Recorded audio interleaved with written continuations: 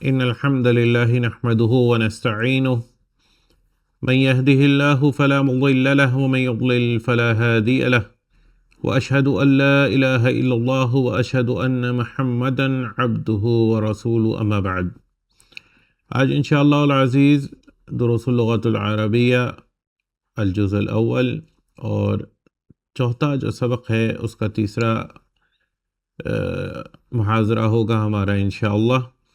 اس سے قبل ہم نے اس سبق کے حوالے سے کچھ بنیادی تصورات کے بارے میں آگاہی حاصل کی تھی، جس میں سب سے پہلے تو ہم نے یہ جانا تھا کہ عربی میں ہر حرکت کو اعراب نہیں کہتے۔ جس طرح یہ آپ کے سامنے ایک اسم ہے المسجد، اگر کسی ایسے شخص سے پوچھا جائے کہ جو عربی کا طالب علم نہیں ہے کہ اس میں کتنے اعراب ہیں، تو وہ بتائے گا کہ اس میں میم پر زبر ہے، سین پر جزم ہے، جیم کے نیچے زیر ہے اور دال پر پیش ہے، تو گویا کل 4 اعراب وہ آپ کو بتائے گا۔ جبکہ عربی کے طالب علم سے آپ پوچھیں گے کہ المسجد پہ کتنے اعراب ہیں، تو وہ آپ کو جواب دے گا کہ اعراب صرف ایک ہی ہوتا ہے، کیونکہ عربی میں ہر حرکت کو اعراب نہیں کہتے، بلکہ اعراب اس حرکت کو کہتے ہیں جو کسی بھی اسم کے آخری حرف کے اوپر ہوتی ہے۔ تو المسجد کا اعراب پیش ہے، اور چونکہ اس کا اعراب پیش ہے اس لیے اس کی اعرابی حالت پیش ہوگی۔ یہاں پہ فی المسجدی، یہاں پہ اعراب زیر ہے، اور یہاں پہ اگر المسجد کی اعرابی حالت میں آپ سے پوچھوں گا تو آپ کہیں گے کہ یہ حالت زیر ہے۔ اسی طرح اگر کسی کا اعراب زبر ہوگا تو اس کی اعرابی حالت زبر ہوگی۔ ایک تو یہ چیز ہم نے پڑھی تھی۔ اس کے بعد ہم نے یہ بھی جانا تھا کہ اعرابی حالتیں، جو اصل اعرابی حالت ہے وہ ہمیشہ حالت پیش ہوتی ہے، جیسے البیتو کے اوپر ہے۔ جب بھی کسی اسم کے بارے میں آپ کو کوئی بھی ایڈیشنل انفارمیشن نہیں ہوتی تو آپ ہمیشہ اس کو حالت پیش میں ہی پڑھتے ہیں۔ کتاب میں شروع سے آپ ایسے ہی کرتے آئے، قلم، مکتب، سریر، یا اگر الف لام کے ساتھ ہے تو القلم، المکتب، السریر، کیونکہ اسم کی اصل حالت پیش ہوتی ہے۔ البتہ کچھ ایسے عوامل ہیں جو اس پر اثر انداز ہو کر کبھی اسے حالت زیر میں لے جاتے ہیں یا کبھی اسے حالت زبر میں لے جاتے ہیں۔ اس سبق میں ہم چند ایسے عوامل کے بارے میں پڑھ رہے ہیں جو کسی بھی اسم کو حالت زیر میں لے جاتے ہیں، جن میں 2 حروف کے بارے میں ہم نے ابھی تک پڑھا، ایک فی اور ایک علی۔ یہ فی جب بھی کسی اسم سے پہلے داخل ہوگا تو یہ اس اسم کی حالت کو تبدیل کر کے حالت زیر میں لے جائے گا۔ جیسے یہ البیتو تھا، لیکن جب اس پہ فی داخل ہوا تو یہ فی البیتی بن گیا۔ اسی طرح یہ المکتبو تھا، جب اس پہ اعلیٰ داخل ہوا تو یہ المکتبی بن گیا۔ تو فی کا مطلب میں اور اعلیٰ کا مطلب پر، یہ دونوں ایسے حروف ہیں جو اسم کی پوزیشن کو ڈیفائن کرتے ہیں، اسم کی پوزیشن بتاتے ہیں۔ تو یہ ہم نے اس بارے میں پڑھا تھا۔ اس کے علاوہ بھی چند ایک نئی چیزیں ہم نے سیکھی تھی۔ اب انشاءاللہ ہم دوسرے صفحے سے آغاز کرتے ہیں۔ ہمارے پاس تمارین ہے۔ تمرین کے لیے بہتر اصول یہی ہے کہ آپ کے سامنے کتاب ہونی چاہیے، قلم آپ کے ہاتھ میں ہونا چاہیے، اور اس کے بعد آپ کیا کریں گے، کتاب اور قلم سامنے رکھیں گے، اور جو بھی جواب درست ہوگا پھر آپ اس کا اندراج کرتے چلے جائیں گے۔ تو اس کتاب کے پہلے صفحے کے اوپر جو معلومات دی گئی ہیں، ان جوابات کی روشنی آپ نے انہی معلومات کی روشنی میں دینی ہے۔ ان جوابات کو آپ نے انہی معلومات کی روشنی میں دینا ہے۔ اجب عن الاسئلۃ الآتیہ، ان جو آپ کو آگے دیے گئے سوالات ہیں ان کے جوابات دیجیے۔ این الکتاب، کتاب کہاں ہے؟ پہلے صفحے کے اوپر آپ دیکھیے کہ کتاب کہاں تھی۔ جی، الکتاب علی المکتبی یا ہوا علی المکتبی، کیونکہ ہم اسم کو بار بار ریپیٹ نہیں کرتے۔ جب ایک دفعہ اسم استعمال ہو جاتا ہے تو اس کے بعد پھر اس کے قائم مقام اس کی ضمیر آتی ہے۔ جس طرح اردو کے اندر بھی میں یہ کہوں گا کہ عبداللہ بازار گیا، میں اب بار بار عبداللہ کا نام نہیں دہراؤں گا۔ میں ایسا نہیں کہوں گا کہ عبداللہ بازار گیا، عبداللہ نے کپڑے خریدے، عبداللہ نے جوتے خریدے، عبداللہ نے خوشبو خریدی، بلکہ میں کیسے کہوں گا، عبداللہ بازار گیا، اس نے جوتے خریدے، اس نے کپڑے خریدے، اس نے خوشبو خریدی۔ تو میں نے عبداللہ کو اس سے ریپلیس کر دیا۔ تو ہمیشہ اسم کو ضمیر سے ریپلیس کیا جاتا ہے ایک مرتبہ تعارف کروانے کے بعد۔ تو این الکتاب، کتاب کہاں ہے؟ اس کا جواب پہلے صفحے کے اوپر موجود ہے، هو علی المکتبی، وہ میز کے اوپر ہے۔ اسی طرح این محمد، محمد کہاں ہے؟ ہوا فی الغرفتی، وہ کمرے میں ہے۔ اسی طرح تیسرا سوال ہے این الساعۃ، گھڑی کہاں ہے؟ ہی علی السریری، گھڑی چونکہ مؤنث ہے تو یہاں ہوا کے بجائے ہیا کا اشارہ آئے گا، ہی علی السریری، گھڑی بیڈ پر ہے۔ این یاسر، یاسر کہاں ہے؟ ہوا فی الحمامی، وہ حمام میں ہے، باتھ روم میں ہے۔ این آمینۃ، اب دیکھیے کہ یہ خاتون کا جو ذاتی نام ہے اس کے اوپر ڈبل حرکت نہیں آتی، اوپر ہم نے محمدن یاسرن اس کے اوپر ڈبل حرکت پڑی، لیکن آمینۃ پہ سنگل حرکت آئے گی۔ تو این آمینۃ، آمینہ کہاں ہے؟ ہی فی المطبخی، آمینہ کچن میں ہے۔ اس کے بعد چھٹا سوال ہے آمینۃ فی الغرفتی، کیا آمینہ کمرے میں ہے؟ آپ پہلے صفحے پہ دیکھیے، کمرے میں تو محمد تھا، آمینہ تو کچن میں تھی، تو یہ حمزہ سوالیہ سے سوال ہے، نعم یا لا سے جواب شروع ہوگا، ہم کہیں گے لا، نہیں، ہی فی المطبخی، وہ تو کچن میں ہے۔ اسی طریقے سے اب ساتواں سوال ہے ایاسر فی المطبخی، کیا یاسر کچن میں ہے؟ تو ہمیں معلوم ہے کہ کچن میں یاسر نہیں تھا بلکہ آمینہ تھی، یاسر تو حمام میں تھا، باتھ روم میں تھا، تو ہم کہیں گے لا ہوا فی الحمامی، کیونکہ یاسر مرد ہے تو پھر اس کے لیے ہوا کی ضمیر استعمال ہوگی، ہوا فی الحمامی۔ پھر آٹھواں سوال ہے من فی الغرفتی، کمرے میں کون ہے؟ محمد فی الغرفتی، محمد کمرے میں ہے۔ ومن فی الحمامی، اور حمام میں کون ہے؟ اب یہ دیکھیے یہ جو من ہے، پیچھے ہم من پڑھتے ہوئے آئے، بلکہ آگے اس کا باقاعدہ جو الدرس الرابع کا دوسرا پارٹ ہے وہ دو اور ہمیں ایسے حروف سے متعارف کروائے گا جو کسی بھی اسم کو حالت زیر میں لے آتے ہیں، تو وہ ہے من اور یہ ہے من، یہ دونوں لکھے ایک ہی طریقے سے جاتے ہیں، صرف حرکات کا فرق ہے، اور بغیر حرکات کے آپ کو اس میں مغالطہ ہو سکتا ہے۔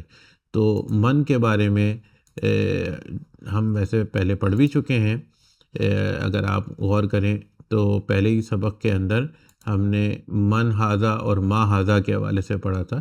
تو من کا بھی لفظ وہ ان الفاظ میں سے ہے، ان حروف میں سے ہے جو سوال کرنے کے لیے استعمال ہوتے ہیں۔ اس کا معنی کیا ہے؟ کون، ہو، من کا معنی کیا ہے؟ کون، ہو۔ اور جس طرح قرآن کے اندر سورۃ البقرہ میں مالک فرماتا ہے من ذا الذی یشفع عندہ الا باذنہ، کون ہے جو شفاعت کرے اس کے پاس سوائے اسی کی اجازت سے، یعنی یہاں اللہ سبحانہ و تعالیٰ نے شفاعت کا قانون بھی بیان کر دیا کہ کوئی بھی شخص ایسا نہیں ہے اس کائنات میں جس کو اللہ اجازت نہ دے اور وہ سفارش کرے، جو بھی سفارش کرے گا اللہ کی اجازت سے کرے گا، اللہ کی اجازت کے بغیر کوئی کسی کی سفارش نہیں کر سکے گا۔ اس کے بعد سورہ مومن کے اندر قیامت کی منظر کشی کرتے ہوئے مالک فرماتا ہے یوم ہم بارزون، جس دن وہ سب بالکل آمنے سامنے ہوں گے، لا یخفی علی اللہ منہم شیء، اور اللہ سے کسی قسم کی بھی کوئی چیز چھپی نہ ہوگی۔ اور پھر مالک کیا پوچھے گا؟ لمن الملک اليوم، لیمن، کس کے لیے، یعنی کون ہے بادشاہ آج کے دن، کون ہے بادشاہ آج کے دن؟ للہ الواحد القہار، مالک خود ہی جواب دے گا، کسی کو جواب دینے کا یارہ نہ ہوگا، کہ اللہ ہی کے لیے آج کی بادشاہت ہے جو واحد ہے اور قہار ہے۔ تو یہاں پہ بھی من کا لفظ کون کے لیے، کون کے معنی میں استعمال ہوا۔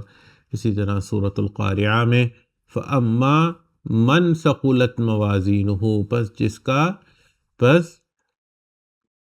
فَأَمَّا مَنْ ثَقُلَتْ مَوَازِينُهُ، پس جس کا وزن یا جس کی نیکیوں کا پلڑا ثقولت، بھاری ہو جائے، تو یہاں پہ من کے ایک اور معنی بھی ہمارے سامنے آتے ہیں، ایک تو معنی تھے کون کے اور ایک جس، صحیح ہے۔ فَأَمَّا مَنْ ثَقُلَتْ مَوَازِينُهُ، پس جس کا پلڑا بھاری ہو جائے، فہو فی عیشۃ راضیہ، تو وہ ایسے عیش میں ہوگا جو اسے خوش کر دے گا، خوش کر دینے والے عیش میں ہوگا۔ اور اسی طرح سورہ الزلزال میں فَمَن يَعْمَلْ، پس جو عمل کرے گا، مثقال ذرۃ، خواہ ایک ذرے کے برابر ہو، خیرن، خیر کا، یرہ، وہ اس دن دیکھ لے گا۔ تو یہاں تین قسم کے معنی من کے ہمارے سامنے آئے۔ ایک تو معنی ہے کون، جو اس کے اصل معنی ہے، اس کے بعد جو اور جس، تو کون، جو اور جس، ان تین معنی میں یہ لفظ استعمال ہوتا ہے۔ جو لفظ من ہے وہ ایک علیحدہ لفظ ہے اور اس کے معنی ہے سے، اس کے بارے میں ہم آگے وہ تفصیل سے پڑھیں گے۔ تو یہ من اور من کو ہم نے کنفیوز نہیں کرنا، ایک ساتھ ملانا نہیں ہے، یہ علیحدہ علیحدہ حروف ہیں۔ جس طریقے سے سورۃ البقرہ میں اللہ سبحانہ وتعالیٰ نے فرمایا وَمِنَ النَّاسِ، اور لوگوں میں ایسے ہیں، اور لوگوں میں سے ایسے بھی لوگ ہیں، مَن یقولو، جو کہتے ہیں آمنا، ہم ایمان لائے۔ ٹھیک ہے، تو یہاں من علیحدہ معنی میں ہے اور من علیحدہ معنی میں ہے۔ من کے معنی سے اور من کے معنی کون، جو اور جس۔ اسی طریقے سے سورۃ النور آیت نمبر 45 میں واللہ خلق من کل دابۃ من ماء، اور اللہ نے ہر جاندار کو پیدا کیا ہے من ماء، پانی سے۔ تو یہاں جو من ہے نا، یہ اس کا معنی کیا ہے، سے۔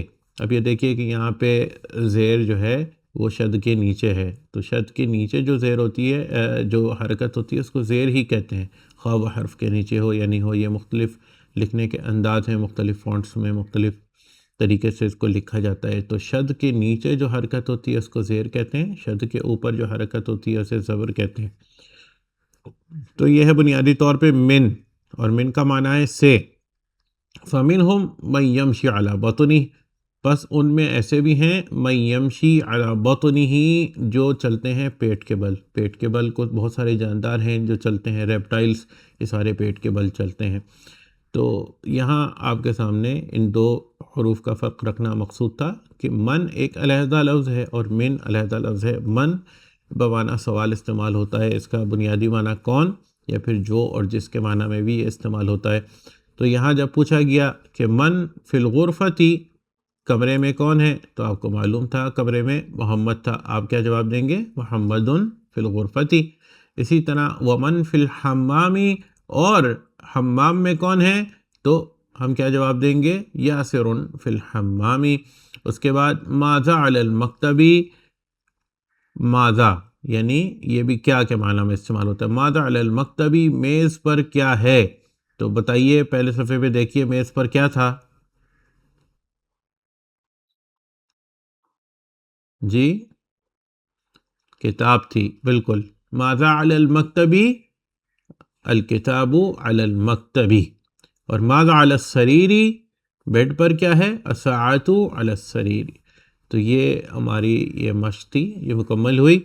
اور اس کے بعد ایک چھوٹا سا سوال ہے، یہ ہماری پریکٹس کروائے گا کہ کون سے حروف کو ہم نے کس طرح، کون سے الفاظ کو کس طرح پڑھنا ہے۔